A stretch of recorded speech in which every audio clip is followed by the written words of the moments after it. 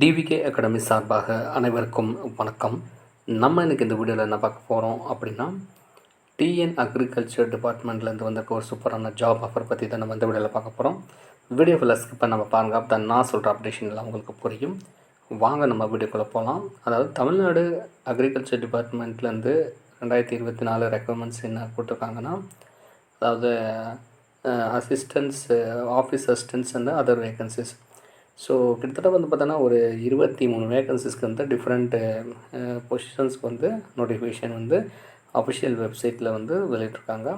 So இதுக்கு யாரெல்லாம் eligible, யாரெல்லாம் அப்ளை பண்ணலாம் அப்படிங்கிறத இந்த வீடியோவில் பார்க்க போகிறோம்.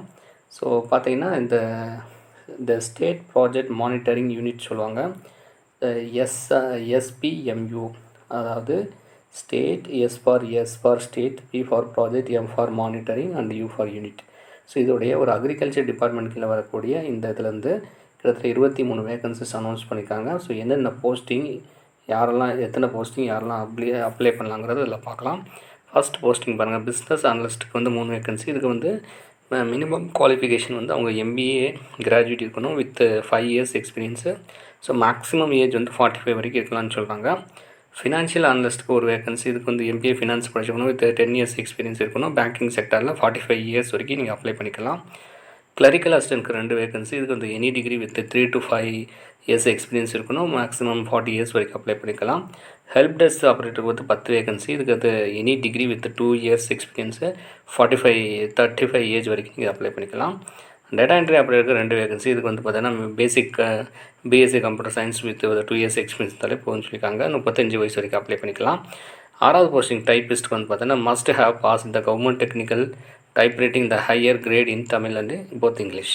ஸோ மினிமம் வந்து ஒரு 2 இயர்ஸ் எக்ஸ்பீரியன்ஸ் வந்து having the 40 WPM in English and 30 WPM in Tamil. So இந்த குவாலிஃபைடு இருக்கவங்க இந்த ஜாபுக்கு அப்ளை பண்ணலாம். 35 வரைக்கும் அப்ளை பண்ணலாம். 7வது போஸ்டிங் அக்கௌண்டன்ட்டுக்கு ஒரு வேகன்சி. இதுக்கு M Com with 10 years experience with account knowledge in அதாவது கவுண்டிங்கில் இருக்கணும். அக்கௌண்டிங்கில் இருக்கிறவங்களுக்கு 45 ஏஜ் வரைக்கும் நீங்கள் அப்ளை பண்ணிக்கலாம். ஆஃபீஸ் அசிஸ்டன்ட் லாஸ்ட் வேகன்சி பார்த்தீங்கன்னா இதுக்கு 2 வேகன்சி.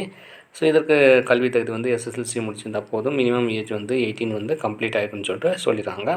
ஸோ கிட்டத்தட்ட வந்து பார்த்திங்கன்னா 23 டிஃப்ரெண்ட் வேகன்சி வந்து கொடுத்துருக்காங்க. ஸோ இதற்கான அந்த லாஸ்ட் டேட் எப்போ அப்படின்னா 18/3/2024 அப்ளிகேஷன் ஸ்டார்ட் ஆகிடுச்சு. ஸோ இது வந்து எல்லாமே ஆஃப்லைன் தான். இதுக்கு வந்து தேவையான இதோடைய அப்ளிகேஷன் ஃபார்மே தான் ரிவ்யூ பண்ணுறேன். ஸோ இதுக்கு அந்த லாஸ்ட் டேட் இங்கே கொடுத்துருக்காங்க பாருங்கள். ஹெட்டில் வந்து லாஸ்ட் டே வந்து 30/3/2024 நம்ம அந்த அட்ரஸ்க்கு அனுப்புகிற மாதிரி இருக்கணும். ஸோ அந்த அப்ளிகேஷன் ஃபார்ம் வந்து நம்ம இப்போ வந்து வியூ பண்ணி பார்க்கலாம். ரைட், இதாங்க அப்ளிகேஷன் ஃபார்ம் வந்து state project management unit SMPU application for the post. So இது வந்து பார்த்திங்கன்னா கிட்டத்தட்ட 8 வேகன்சிஸ் வந்து அனௌன்ஸ் பண்ணி, அதாவது 8 டிஃப்ரெண்ட் கேட்டகரிஸ் வந்து அப்ளை அதான் ரெக்குவயர்மெண்ட்ஸ் வந்து கொடுத்துருக்காங்க.